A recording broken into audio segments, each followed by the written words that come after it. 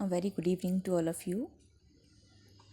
Today we will start the new unit chapter here, nano particles, about nano material, about nanotechnology. तो सबसे पहले start करते हैं कि नैनो पार्टिकल तो मेरे ख्याल से नैनो मटेरियल तो सबको ही पता होगा, जो बहुत स्मॉल साइड यूनिट जो रहेगा किसी भी मटेरियल का, जो सिंगलेट जो सबसे सिंगल यूनिट जो होगा वो इतना छोटा होगा कि उसका साइज जो है वो इन बिटवीन 1 to 100 नैनोमीटर होगा। ठीक है, स्मॉल यूनिट्स जिनका की साइज़ 1 and 100 नैनोमीटर के इन बिटवीन होगा, उन मटेरियल्स के स्मॉलेस्ट यूनिट को हम नैनो मटेरियल का नाम देते हैं। तो नैनो के बारे में आपने बहुत ज़्यादा सुना भी है कि हमारी जो टेक्नोलॉजी इतनी फास्ट होती जा रही है डे बाय डे, तो वो उसमें नैनो मटेरियल्स का बहुत बड़ा रोल है। तो इसके बारे में डिस्कस करेंगे। सबसे पहले इसकी हिस्टोरिकल जो प्रोस्पेक्टिव है वो हम डिस्कस करेंगे। तो वो सबसे पहले अगर हिस्टोरिकली हम देखें तो इसकी जो डेवलपमेंट हुई थी नैनो पार्टिकल की, वो स्टार्ट की थी आपका जो पॉल एनलिश थे। ठीक है, साइंटिस्ट नेम है जो आपके पॉल एनलिश थे, इन्होंने स्टार्ट किया था। और जो फर्स्ट अटैम्प्ट जो लिया था इस पे नैनो पार्टिकल्स पे, वो उर्सिला शेफेल ने लिया था। ठीक है, तो इन साइंटिस्ट के नेम आपको याद रहने चाहिए। स्टार्टिंग तो आपकी पॉल एनरिच ने की थी, बट उसके बाद फर्स्ट टाइम जो है मैंने कहा वो उर्सुला शेफेल ने लिया था। और उसके बाद उसको आगे एनहांस किया गया उसके काम को, और एक एक्सटेंसिव वर्क हुआ उसके ऊपर। वो एक ग्रुप था प्रोफेसर्स का। तो उस ग्रुप ने मतलब उसमें ग्रुप के सभी नेम तो नहीं है, बट आपके पीटर स्पाइसर के नाम से है उसका एक कोई ग्रुप था प्रोफेसर का, जिसने कि उसके ऊपर काफ़ी बड़ा काम किया 1960 में। इससे पहले तो थोड़ा पता ही चला था कि हम ये चीज़ें कर सकते हैं, बट 1960 में थोड़ा उसमें काम करना शुरू हुआ। और 70s तक उसमें फिर थोड़ा सा उसमें सबकी अटेंशन भी गई। पहले तो जस्ट इसको डिस्कवर किया गया कि ऐसा हो सकता है ये है, बट जो अटेंशन मिली इसको नैनो पार्टिकल्स को, वो आपकी 1970 में मिली थी। 1970 के बाद ही लोगों ने उस चीज़ को एक्सेप्ट किया था, तो उसके बाद उसमें काम होना शुरू हुआ 70 के बाद में। जो मेन हमारा जो वर्क स्टार्ट हुआ वो 70 के बाद ही हुआ, और 80 में और ज़्यादा काम बढ़ा। और अब आप जानते हो कि अब तो every field we can say कि हर एक फील्ड में हम देख सकते हैं कि इसका कितना बड़ा रोल है। और जो स्पेशली इस पे जो फोकसिंग की बात करें, तो सबसे पहले जो हमने अगर अपने यूज़ की बात करें कि कहाँ पर बेनिफिशियल वे में हमने कहाँ पर यूज़ किया, तो वो था कि जो हमारे ब्रेन में, ठीक है, जो ड्रग अगर डिलीवरी करनी है, ठीक है, आपको दवाई पहुंचानी है ब्रेन तक, तो उस ड्रग की डिलीवरी के लिए आपका जो बी बोलते हैं उसको, ब्लड ब्रेन बैरियर। ठीक है, तो ब्लड ब्रेन बैरियर के थ्रू उसने ड्रग को पहुंचाया आपके, क्योंकि यहाँ से वैसे मुश्किल होता था पहुंचाना, बट नैनो पार्टिकल ने इजी कर दिया तो delivery of the drugs across the blood brain barrier. तो इसके बहुत सारे बेनिफिट अभी हम पढ़ते हैं, इनकी डिफरेंट फील्ड्स में आपकी क्या क्या रोल है इनके, कहाँ कहाँ पर कितना ज़्यादा इम्प्रूवमेंट हुई है because of your nano particle. तो वो डिस्कस करते हैं वन बाय वन। तो सबसे पहले है इलेक्ट्रॉनिक्स। ठीक है, इलेक्ट्रॉनिक्स के फील्ड में हमारा क्या रोल रहा है नैनो पार्टिकल्स का। तो ये सारी चीज़ें आपको पता ही है एप्लीकेशन पार्ट पर, आपको ये नहीं पता है कि ये चीज़ अगर ऐड हुई है, जो ये चीज़ टेक्नोलॉजी इतनी फास्ट जो हुई है, तो वो कहाँ पर जो है वो नैनो का अपना रोल है। तो सबसे पहले अगर बात की जाए इलेक्ट्रॉनिक्स में, तो सबसे पहले जो जितने भी हमारे इलेक्ट्रॉनिक्स डिवाइसेस होते थे, तो वो डिवाइसेस ज़्यादा पावर कंज्यूम करते थे। ठीक है, आपका जैसे अभी भी आप मार्केट में देखते हो कि आपकी ट्यूबलाइट्स हैं, बल्ब्स हैं, तो वो बहुत ज़्यादा आपकी इलेक्ट्रिसिटी कंज्यूम करते थे। जैसे कि आपके होम जितनी भी अप्लाइंसेस हैं, वॉशिंग मशीन है, फ्रिज है, बहुत सारे अलग तरह के जितने भी इलेक्ट्रॉनिक डिवाइसेस आपके घर में यूज़ होते हैं या आपके फैक्ट्रीज़ में यूज़ होते हैं, तो आने वाले टाइम में आपने सुना है कि अब ये ख़रीद लो, इससे आपको आपकी बिजली बहुत कम लगेगी, बिल आपका कम आएगा। मतलब कि जो पावर को बहुत कम कंज्यूम करेंगे, लाइट वेट रहेंगे, उनका वेट भी छोटा होगा, कॉम्पैक्ट इन साइज़ भी होंगे वो। तो ये सब जो पॉसिबल हो पाया है, this is only because of introducing nano particles. ठीक है, nano particles small size particles हैं, और एक तो वो कॉम्पैक्ट कर देते हैं किसी भी आपके अप्लाइंसेस को, आपके डिवाइस को, और दूसरा कि उसकी प्रॉपर्टीज़ को भी एनहांस करते हैं। ये नहीं कि हाँ उसको कॉम्पैक्ट कर दिया, छोटा कर दिया, बट दोनों ही बेनिफिट होते हैं कि उसमें वो चीप भी पड़ेगा, सस्ता पड़ेगा। क्यों? क्योंकि तो वो साइज़ में भी छोटा हो जाएगा, और दूसरा उसकी प्रॉपर्टीज़ भी डबल टाइम हो जाएंगी, लाइक कि जैसे पावर कंजप्शन की हम बात कर रहे हैं। ठीक है, तो ये आपका एप्लीकेशन पार्ट हो गया। दूसरा हम बात करें तो जैसे कि पहले आपकी रिस्ट वॉच होती थी, कैलकुलेटर आप अलग से यूज़ करते थे, या कंप्यूटर आपका जो होता था डेस्कटॉप आपका काफ़ी बड़े बड़े साइज़ में होते थे। पर अब आप देखते हो कि अब आपके पास लैपटॉप है, आप कहीं पे भी कैरी करके, स्मॉल टैब आ गए हैं। तो ऐसा नहीं है कि आपको कहीं, आप कहीं पे भी बैठ के काम कर सकते हो। आप बस में भी हो, कहीं पे ट्रैवल कर रहे हो, गाड़ी में हो, तो भी ऐसा नहीं है कि आपको अब कंप्यूटर लेके तो आप पॉसिबल नहीं होगा गाड़ी में काम करना। तो लैपटॉप आ गए, मोबाइल्स आ गए। ठीक है, तो ये सारी चीज़ें आने से बहुत चीज़ें, जैसे रिस्ट वॉचेस बहुत कम सिर्फ फैशन के लिए आई थिंक पहनते होंगे, अदरवाइज़ टाइम देखने के लिए कोई स्पेशली वॉच नहीं पहनता है।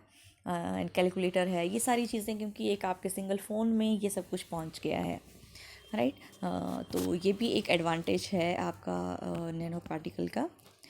इसके अलावा तीसरे की बात हम करें तो पहले आपको याद होगा, अगर आपके घर में आपके पेरेंट्स या ग्रैंड पेरेंट्स बात करते होंगे कि हमारे टाइम में ट्रांजिस्टर होते थे, है ना। अभी तो जो आपके म्यूज़िक सिस्टम है बहुत छोटे होते हैं, और पहले पहले जो रेडियो जिस जो होते हैं बहुत बड़े बड़े रेडियोज़ होते थे, ट्रांजिस्टर होते थे। ठीक है, सिंगल इलेक्ट्रॉन, अगर उसको हम साइंटिफिक वे में उसका नाम बोलें तो वो हम उसको सिंगल इलेक्ट्रॉन ट्रांजिस्टर के नाम बोलेंगे, SET। ठीक है, तो वो आपके यूज़ होते थे। पर अब आजकल की टेक्नोलॉजी बहुत फास्ट है, तो आजकल स्पिन वाल्व यूज़ होते हैं। स्पिन वाल्व, जैसे मैंने यहाँ पर लाइन भी किया है, स्पिन वाल्व का यूज़ क्या है, ये ऐसा डिवाइस होता है जो कि हम कंप्यूटर में यूज़ करते हैं, जो कि उस डिस्क को रीड करता है। क्योंकि उसको रीड करने से फिर वो उसके जो उसका डाटा स्टोरेज है उसको बढ़ाता है, उसकी कैपेसिटी को। जो आपकी हार्ड डिस्क होती है, जो लैपटॉप है आपका या फिर जो कंप्यूटर है, उसकी जो हार्ड डिस्क होती है जिसमें कि आपका सारा डाटा स्टोरेज रहती है, उस स्टोरेज को वो इंक्रीज़ कर देता है। ठीक है, तो ये भी आपका एक एप्लीकेशन पार्ट हो गया। इसके अलावा अगर हम इलेक्ट्रॉनिक्स में के बेसिक में जाएं, इसकी थ्योरी में जाएं, तो जैसे इलेक्ट्रॉन है, तो इलेक्ट्रॉन की प्रॉपर्टी आपको पता है, दो प्रॉपर्टीज़ हैं कि having both charge as well as the spin. तो अभी तक जो ये वो चार्ज भी है उस पर और वो स्पिन भी करता है, तो ये दोनों प्रॉपर्टीज़ थी। पर अभी तक जो है इलेक्ट्रॉनिक्स में इसकी चार्ज जो प्रॉपर्टी ही थी उसी को ही यूज़ किया जा रहा था। बट अब इसका जो स्पिन है, स्पिन भी इसकी प्रॉपर्टी आपको पता ही है, इलेक्ट्रॉन मूव करते रहते हैं, एक जगह पे नहीं रहते हैं। तो इस प्रॉपर्टी को भी यूज़ किया गया, और इसको यूज़ करके हमारे पास बहुत ज़्यादा हमारी टेक्नोलॉजी फास्ट हो गई। फॉर एग्ज़ाम्पल जैसे LED है आपकी, ठीक है, जो स्पिन RTD है, मॉड्यूलेटर्स हैं, ऑप्टिकल स्विचेस हैं। ठीक है, तो ये जितनी भी डिवाइसेस हैं आपकी, ये स्पिन बेस्ड डिवाइसेस हैं। ठीक है, क्योंकि स्पिन LED आपने आजकल देखी हैं, स्पिन LED जो होती हैं और एनहांस कर देती हैं, ब्यूटीफाई कर देती हैं, जिसमें कि हम डेकोरेटेड वे में भी कई तरह की LEDs को यूज़ करते हैं। तो स्पिन FET है, स्पिन RTD है, मॉड्यूलेटर्स है, ये फिज़िक्स में भी आपने पढ़ा होगा ग्रेजुएशन में। और मैंने कहा कि ऑप्टिकल स्विचेस जो होते हैं, तो ये चीज़ें जो हैं, it is because of the spin property. तो ये काफ़ी हो गया। इसके अलावा आप और भी ऐड कर सकते हो, आप एनवायरनमेंट में जो भी कुछ देखते हो, अपनी लैंग्वेज में जैसे भी आप बनाना चाहें आप वैसे बना सकते हो। इसके बाद बात करते हैं एनर्जी की। तो एनर्जी की बात करें तो आपको पता ही है कि एनर्जी का जो सोर्स है, नेचुरल सोर्स ऑफ जो एनर्जी है, लाइक कोल है, ऑयल है, या फिर नेचुरल गैस है, ये आपकी यूज़ होते हैं। मेन एनर्जी के जो सोर्स हैं किसके लिए यूज़ होते हैं? For example your transportation, agriculture, industry, communication, ठीक है, ह्यूमन कोई भी एक्टिविटीज़ हैं तो उसमें ये चीज़ें यूज़ होती थी एज अ एनर्जी।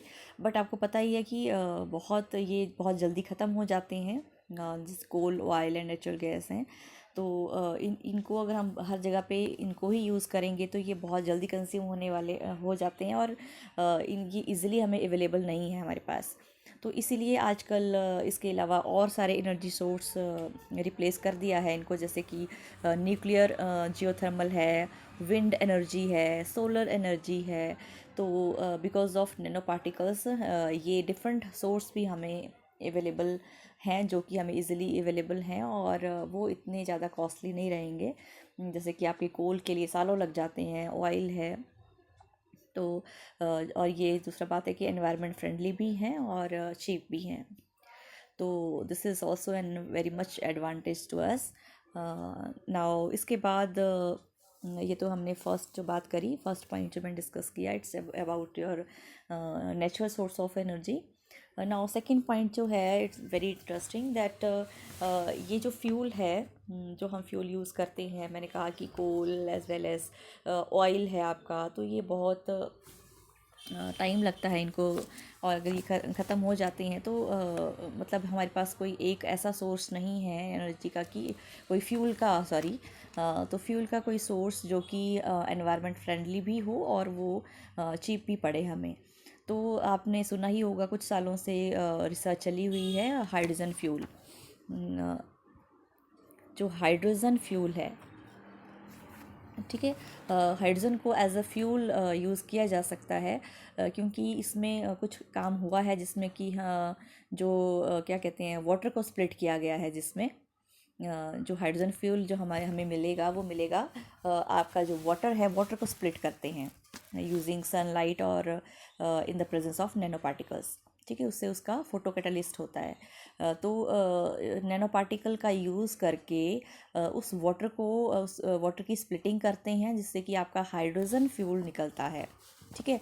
तो ये एक बहुत, क्योंकि आप कोल तैयार करना, ऑयल निकालना से ज़्यादा बेटर होगा कि हम वाटर को स्प्लिट करते हैं हाइड्रोजन फ्यूल में। तो आई थिंक ये फ्यूल ज़्यादा बेटर रहेगा, पर अभी इसमें इतना सक्सेस नहीं हो पाया है, अभी इसमें काम चल रहा है अभी भी।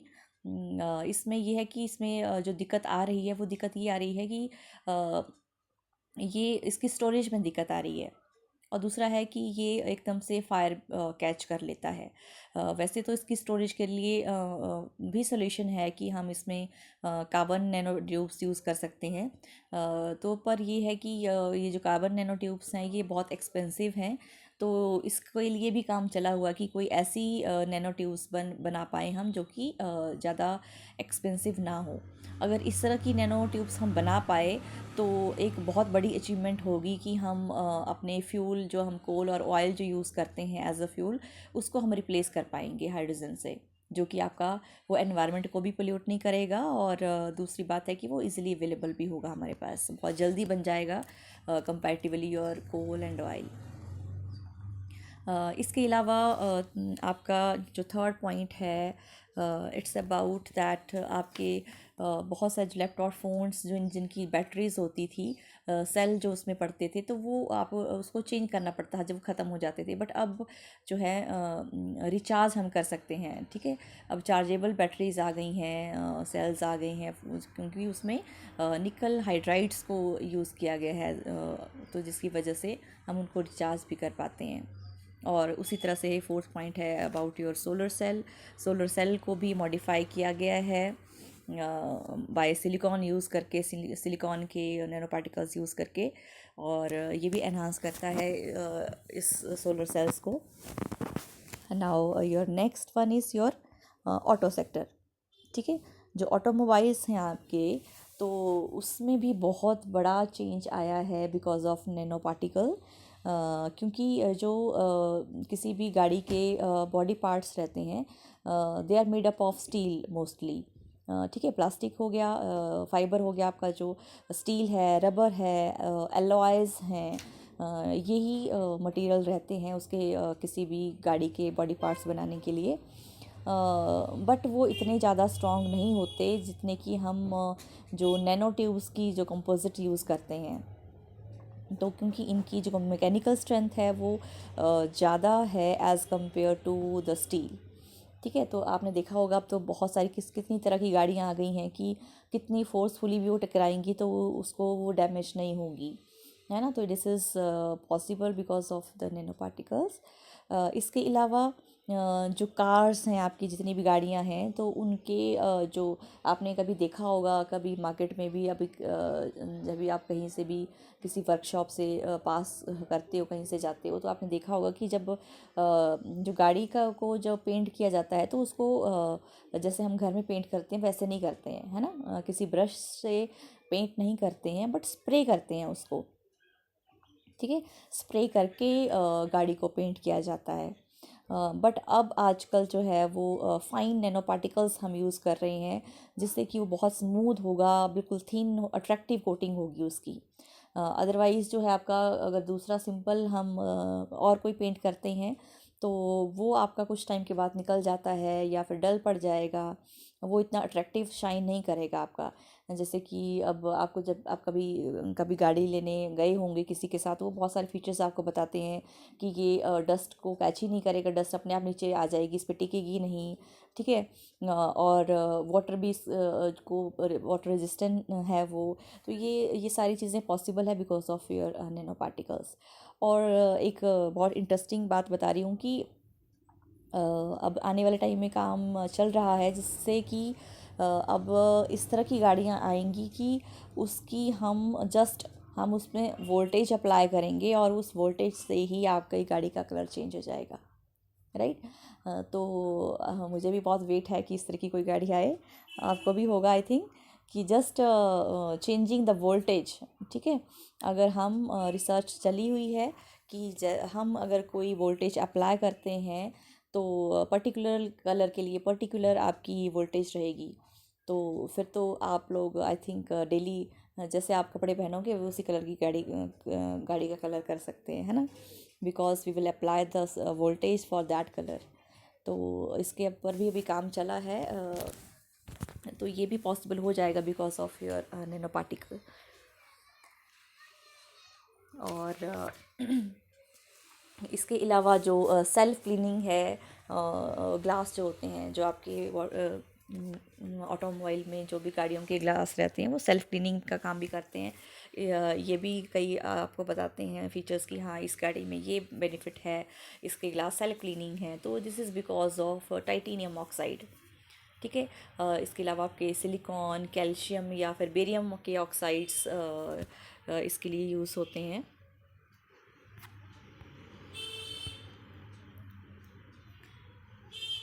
यहाँ पर मैंने एग्जांपल आपके लिखे हुए हैं, titanium oxide and other oxides. तो जो नैनो पार्टिकल्स जो होंगे, जो मटेरियल्स होंगे ऑफ निकल के, टाइटेनियम के, ये मैक्सिमम जो पावरफुल मोटर्स बनाने के लिए यूज़ होते हैं। तो ये आपका हो गया advantages in the automobile sector.